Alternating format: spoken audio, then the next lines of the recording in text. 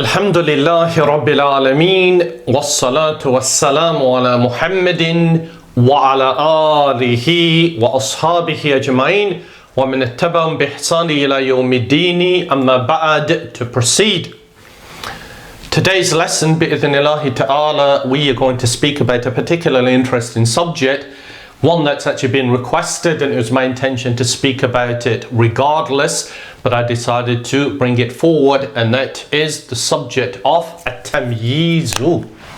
So let's write it. At-tamyiz.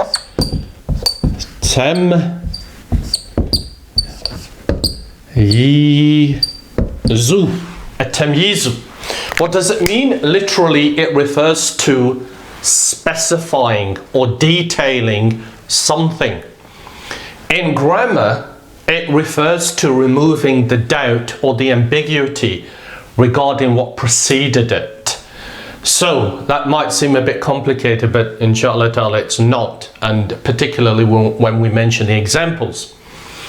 However, to begin therefore, at-tamyiz, as I mentioned, is a method of clarifying the ambiguity that preceded that particular word. How do we explain? By way of example. If we mention, for example, the ayah which is well known at the beginning of Surah Yusuf, what did he alayhi salatu wassalam say? Ya abati inni ra'aytu. Said Ya abati inni ra'aytu. Ra'aytu means I saw. فعل ماض مبني على السكون بتاء تاء والفاعل ضمير مبني على الضم في محل رفع فاعل. رأيت, I saw. What did I see? أحد عشر. Right, let's stop at that point and it will be clear why. رأيت, I saw. أحد عشر means 11. That's an adadun murakkabun. It's a number which comprises of two nouns. Mabniyun ala fathil juz'aini, and it's mabniyun upon al-fatha in both parts. Ra'aytu ahada ashra, I saw 11. Now remember, we said that tamyizu does what? It removes the ambiguity regarding that which preceded it. So where's the ambiguity here if we stop? Of course, if you know what the ayah means, and you know what follows, then it's clear. But if you didn't know and you said Ra'aytu ahada ashara, I saw 11, the one who is listening or the one that you're addressing would say, well, you saw 11 what? What was it that you saw? It could be 11 anything. It could be 11 houses, 11 cars, 11 books, 11 people. However, the purpose of the ismun that follows it is to clarify or remove the doubt that precedes it, or the ambiguity that precedes it. So we know that the ayah is Ra'aytu ahada ashara kawkaban. Kawkaban. What does kawkaban mean? It means a star. It's also used in modern Arabic to refer to a planet. The point to note, however, is kawkaban is what?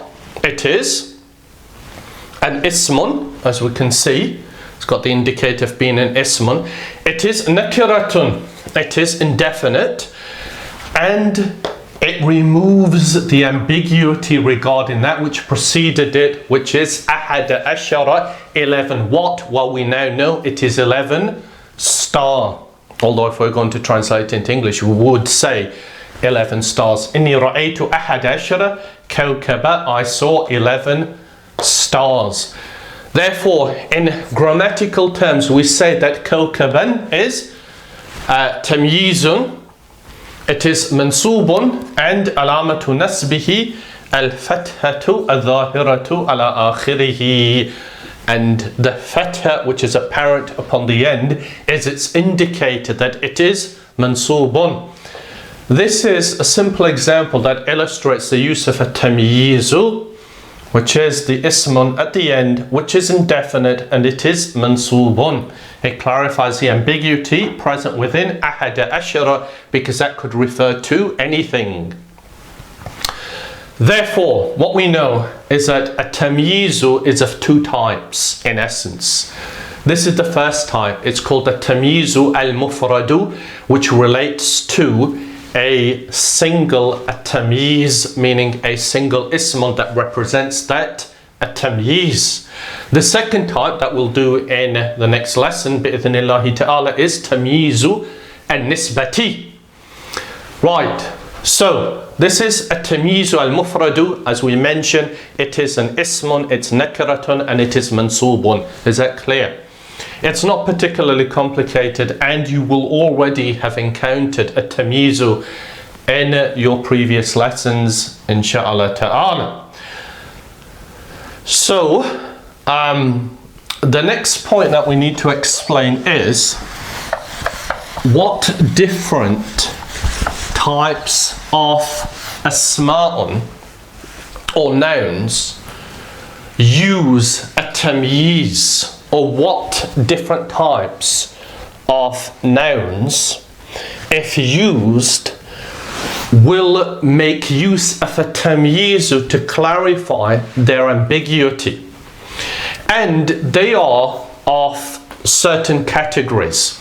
For example, we have al-kaylu. What does al-kaylu mean?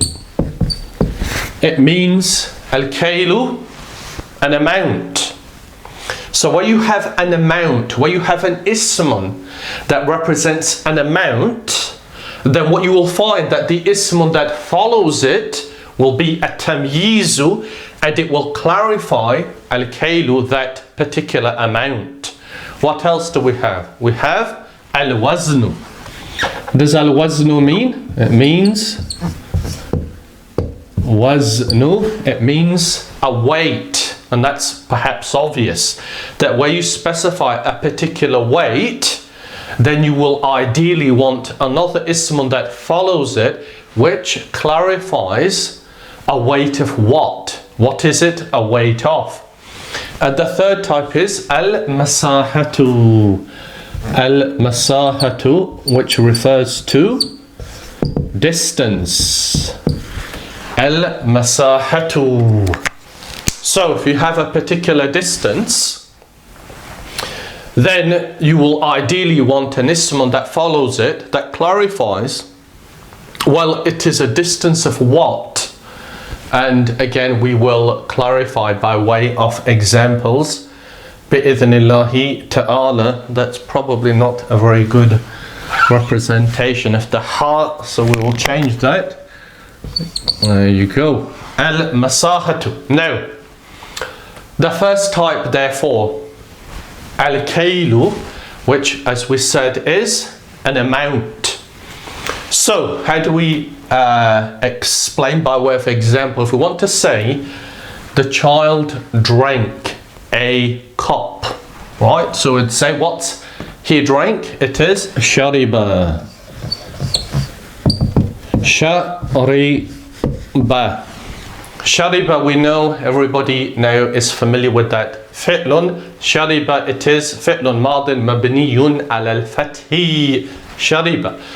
The child is, it is at-tiflu.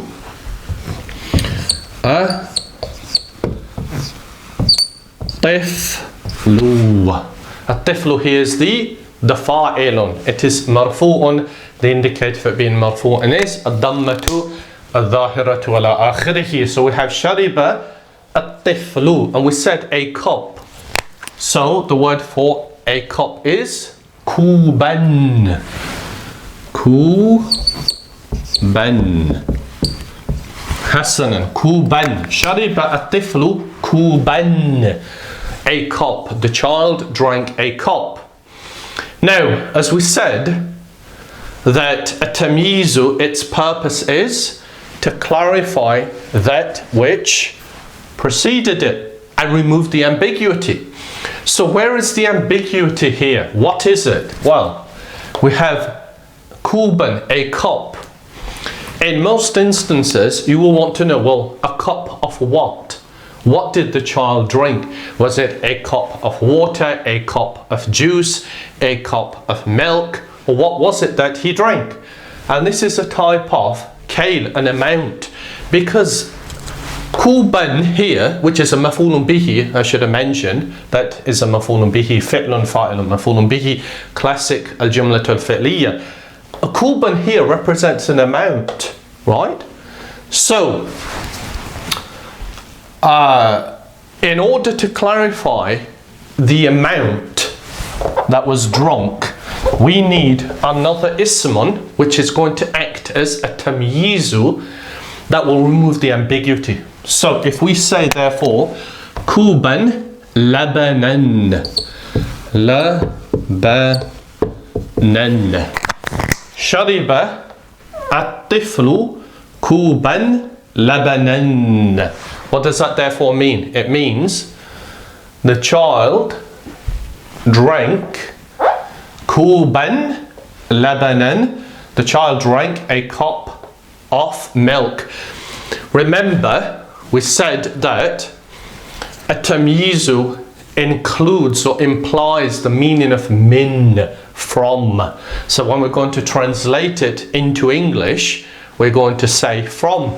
The child drank a cup from milk, or of milk, as would be more correctly stated in English. Point to note, however, that labanan it's an ismun. It is what? It is nakiratun, it's indefinite, and it is mansubun.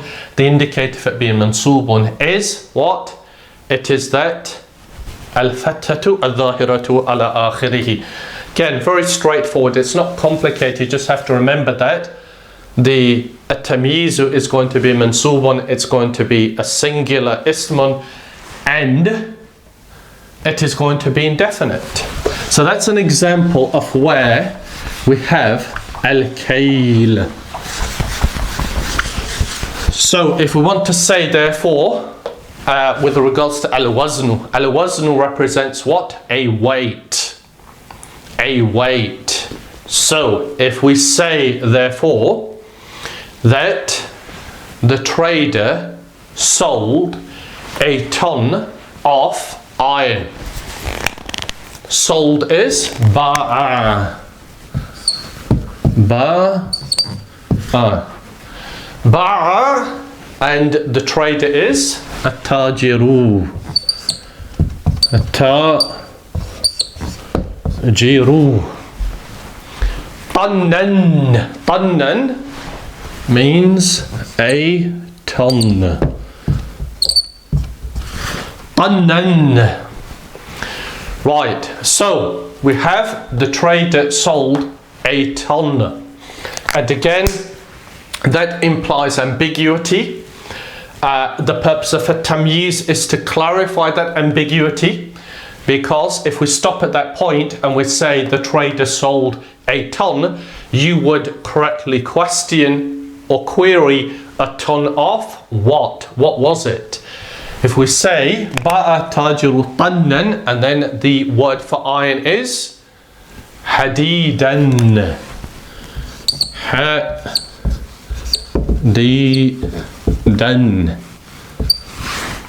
Ba'a tajiru tannan hadidan. The trader sold a ton. So we said the tamyiz implies a meaning of min, so it would be the trader sold a ton of hadid, iron. That therefore is our example of al-waznu, and the last one that we have on there is al-masahatu, a distance. So a distance, if we want to say, for example, I bought, in Arabic we have a particular distance, let's call it, well, it's called fiddanun. Fiddanun means a particular area of land, right? It's a certain number of square meters. So فدان represents that area or that distance. مساحة can also mean area. So if we say, for example, I purchased that area فدان, the word for I purchased is اشتريت.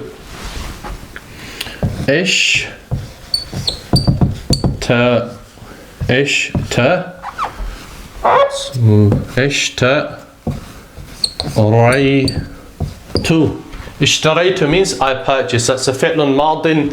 It is مبني على السكون لاتصاله بتاء الفاعل المتحركة, and the ta is ضمير متصل مبني على الضم في محل رفع فاعل. اشتريت I purchased. فدانا So فدانا represents an area, right? Now if we stop at that point, اشتريت فدانا, so you know that's an area, but it's an area of what? Right? What type of area is it? If we say اشتريت فدانا أرضا, then it clarifies the ambiguity present in فدانا, which is land. So I purchased an area of land.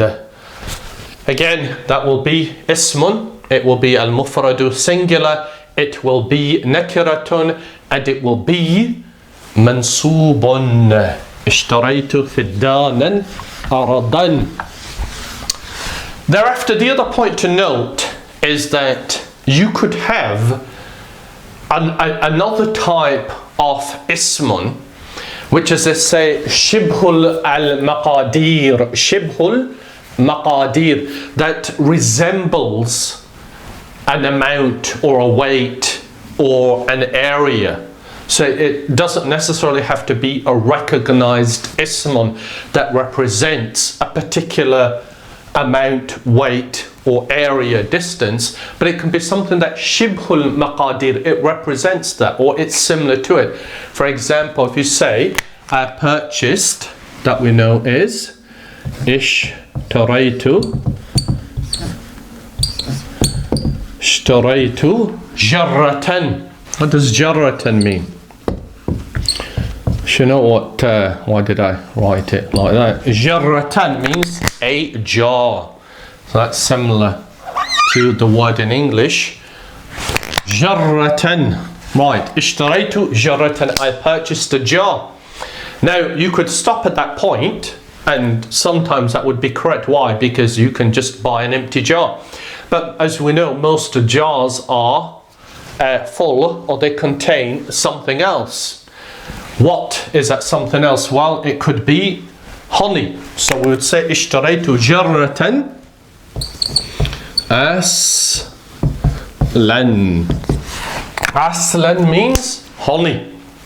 Here it's a tamyizu, it's mansubun وعلامة نسبه الفتحة والظاهرة على آخره, and it clarifies the ambiguity connected with jarratan, a jar, which is shibhu, it's resembling, or it's like an amount, al-kailu, right? So it clarifies that amount.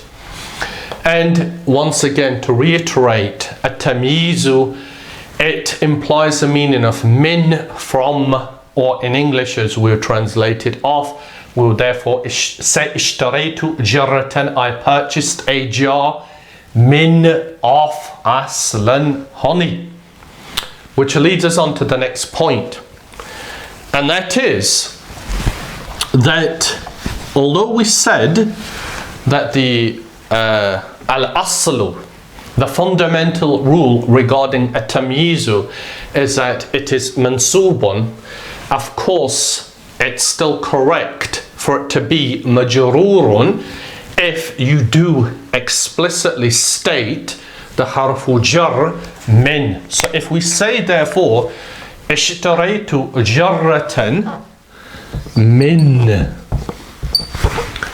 min, from, and then we say min aslin. Aslin.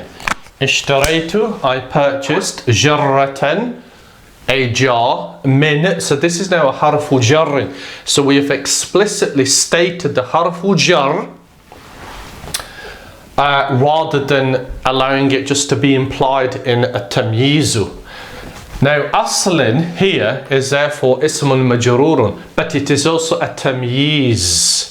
It is still also considered to be a tamyizu, which has become majroor by what? By way of min, the harfu jar. So this is also common too, whereby you see a tamyizu which is now majroor because of the explicit mentioning of min. So here that's a departure from the general rule that your tamyizu is going to be a mansubun. It's going to follow the ismun that requires its ambiguity clarifying. Thereafter, we have a number of other types of instances where you will have a tamyiz and they will be present in a particular type of sentence, many of which that we have already discussed. One of the most common, for example, is a tamyizu, which is the counted noun after a number between 3 and 10.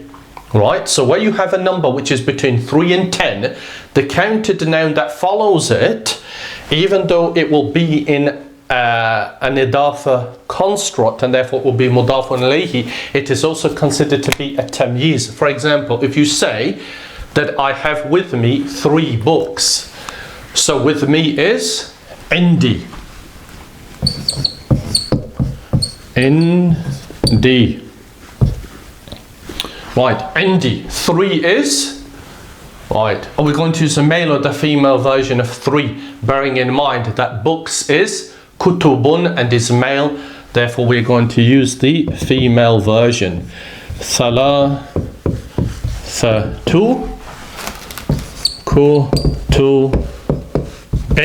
Right, indi thalathatu kutubin. As I said, if you're not familiar with this, then you need to go back and view the lesson regarding numbers, particularly 3 to 10. But the point to note is thalathatu kutubin is an idafatun, as we know, but the counted noun, which is still mudafun ilayhi, that is considered to be a tamyizu, and that makes sense, of course. Why? Because it clarifies thalathatu. If we stop to that point, indi thalathatun, I have 3. Well, it would be 3 of what? It could be 3 of anything, but the mention of kutubin clarifies that it is 3 books. So that's the next type of sentence, one that contains a number between 3 and 10, in which the counted noun represents a tamyizu. But here, of course, it's not mansubun. It is majrurun. Majrurun bil what? That it is mudafun ilayhi. That's the reason why it is majrurun. So we say it is majrurun bil idafati. It is majrurun bil idafati. The next type of a sentence, again this relates to numbers, where you will have a tamyizu is, for example, a sentence that contains a number from 11 to 19. If we say therefore that in the class are 25 students, how do we say in the class? We say fi al fasli, fil fasli, in the class. Right, we know that student is going to be talibun, male. Therefore our number, the first part is going to be female, 25, so 5 would be khamsatun. Khamsatun. Right, fil fasli khamsatun wa ishruna.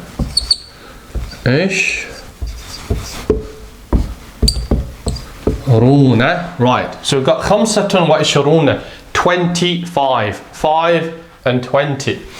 And then we need to say student now, and this is the point to note that طالباً is going to be a tamyiz. So the number that follows, right, when I said between 11 and 19, actually I mean 11 and 99, not 11 and 19, because here of course we have 25, which is not between 11 and 19. Make a note of that. Number between 11 and 99. Let's clarify that. 25, طالباً. So, if we were to stop at that point and say في الفصل 25, that in the classroom there are 25.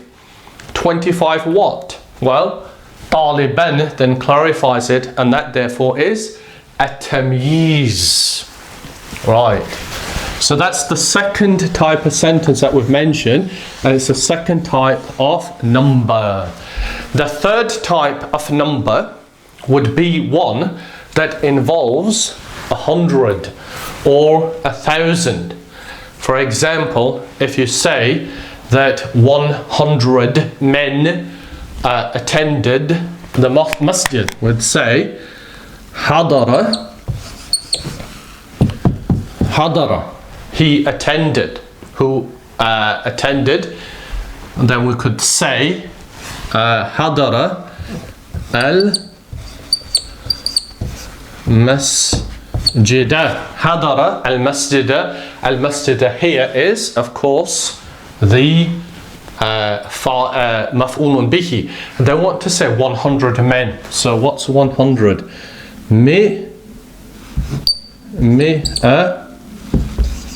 Two. That's 100. مئة رجل becomes 100 men. رجل. Of course, that's مئة here. مئة is the fa'ilun that's been delayed for emphasis. So حضر المسجد, attended the masjid. Who attended? مئة رجل. Where is the tamyiz here? A tamyiz of course is رجل, men, because it clarifies what that 100 is. So that's the next or the third type that we've mentioned. The fourth type is the use of kam. Kam. Right. What is kam? What is kam used for? It's used for how many. Let's just correct the kaf huna. It's used for how many. Kam. So, if I ask you, kam kitaban indaka? How many kitaban, book, do you have? Right? That kitaban is going to be a tamyizu. Why? Because it follows kam. So let's write that. Kam kitaban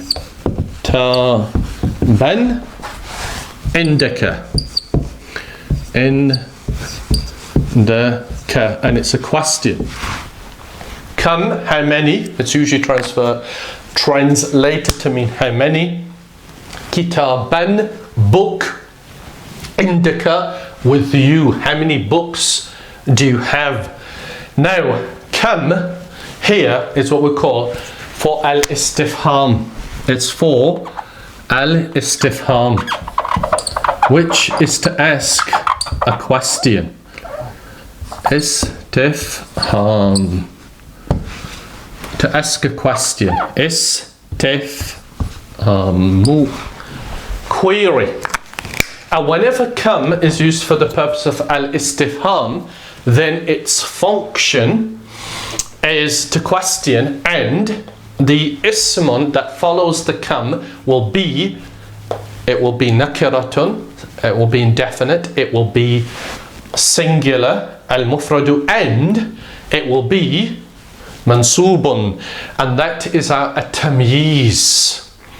So the fourth example or type of sentence is one that includes the kam of al-istifham. The kam of al-istifham. Now, why is it important to note that that's kam al-istifham? Because we do have another type of kam. And the other type of kam is one of al-khabariyya.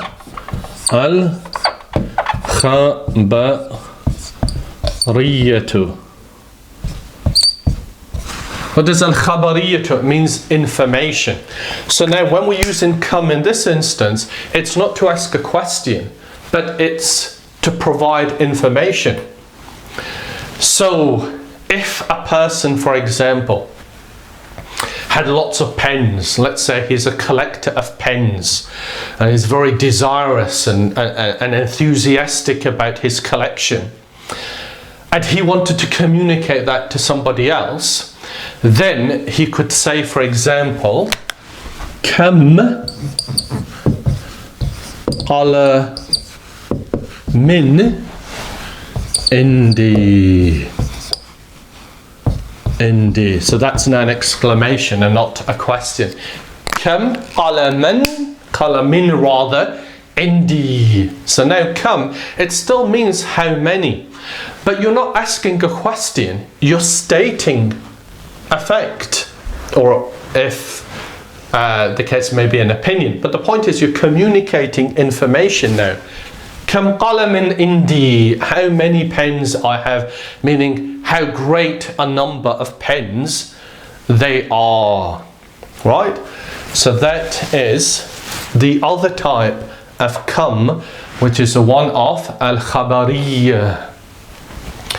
Now, there are other types of sentences that will have a tamyiz. They're less common. So the ones that we've mentioned so far, they are the most common, the ones that represent amounts, values, weights, distances, areas, or the use of kam, or the ones in sentences that have numbers either between 11 or rather 3 and 10, 11 to 19, 100 or 1,000. But there are other types, and we're just going to mention a couple of them. The first one is an expression that represents what we call al-mumathilatu, which is a comparison. So if we say, if we want to communicate the message that you are like me in relation to knowledge, you would say, for example, anta mithli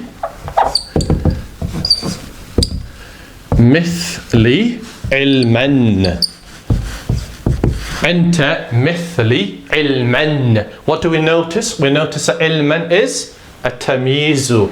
It is ismun, a noun. It's mufradun, it's singular, it's mansubun, and it is nakaratun.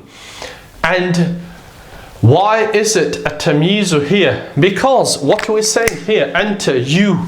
So that's an what? It's a detached pronoun. Damirun munfasilun. Then we have mithli. Mithli, so that's an idafatun. It comprises of mithla plus e, which is an attached pronoun. Mithli. So anta mithli. If you were to stop at that point and say anta mithli, you are like me, then where's the confusion? Like, it's in like. Like, how are you like me? What characteristic or attribute is it that you have which is similar to mine? So the ism that follows it clarifies what it is that you resemble me in, which in this instance is al-ilmu. So that is what we call al-mumathilatu. Mumathilatu. That's the first type. Mumathilatu. Let me just make those more distinct So we say that is mumathilatu. Al-mumathilatu, as I said, it's used for a comparison. And it's not particularly, but for a beginner it's not particularly common, but it's something to be aware of, that al-mumathilatu will, in certain instances, have a tamyizu that follows it. So what's the other type of expression that will denote a tamyiz following it? So it's the opposite. Al-mughayaratu. Al-mughayaratu is the difference. Al-mughayaratu. Al-mughayaratu. Something in which you're different to me or somebody else. So if you say, excuse me, if he say that he is not like you in wisdom, how would we say that? That he, indeed he, is not like you in relation to wisdom. You would say, innahu, indeed he, not like you, ghayruka,